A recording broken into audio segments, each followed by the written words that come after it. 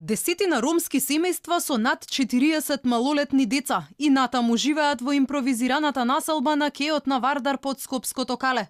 Локација која на скопјани им е позната по густиот црн чад кој се издига на небото од секојдневното палење на отпад. И една од најчестите причини поради која звонат телефоните на линијата 193.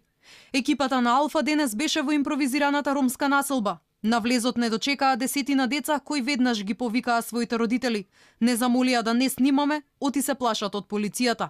Велат сите знаат дека живееме тука и постојано ни најавуваат дека ќе не иселат. Доаѓаат со багери во 5 изутрина, се обидуваат да го урнат кампот. Бевме и пред влада, но институциите не игнорираат. Нашата соговорничка има 6 деца. Сопругот и бил во затвор за кражба на железо, а таа секој ден собира пластични шишиња за да го прихрани семејството. За една полна вреќа, вели, зема по 250 денари. За парче леп собираат и хартија, која на пазарот се продава по денар за килограм, а на трпезата ставаат што ќе најдат во кантите. Она што вие го фрлате, ние го јадеме, велат ромите од Подкале. Оттаму заминавме на старата скопска депонија во Вардариште и покрај Жешкото сонце, десетина роми и денес собираа пластика и железо.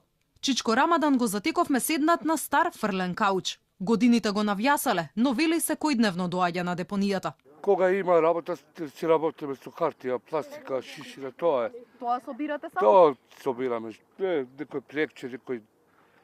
Тоа е. Што ќе вадиш, дали ќе вадиш 500 дена дневница, денеска или не? Депонијава често некој ја пали. Знаете кој ја пали или не Не, знаете? да знаеме, ја знам што ќе го правим на него, што го палил. Зошто Тоа вас го ви изгубиме и ние Да. лебо тука. Тука не фрла стравно. Ретко. колку ретко?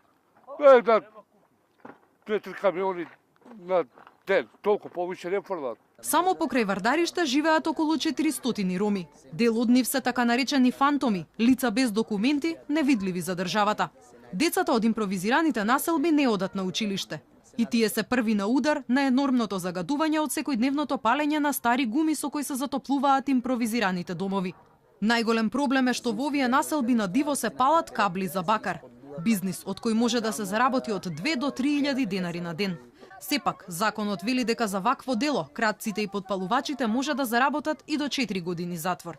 За проблемот на ромите преку социјалните мрежи реагираа и од одва иницијативата, од каде алармираат дека во период на избори, кога државата троши близу 5 милиони евра за изборна кампања, за имплементација на стратегијата на ромите, владата одвоила само 700.000 евра.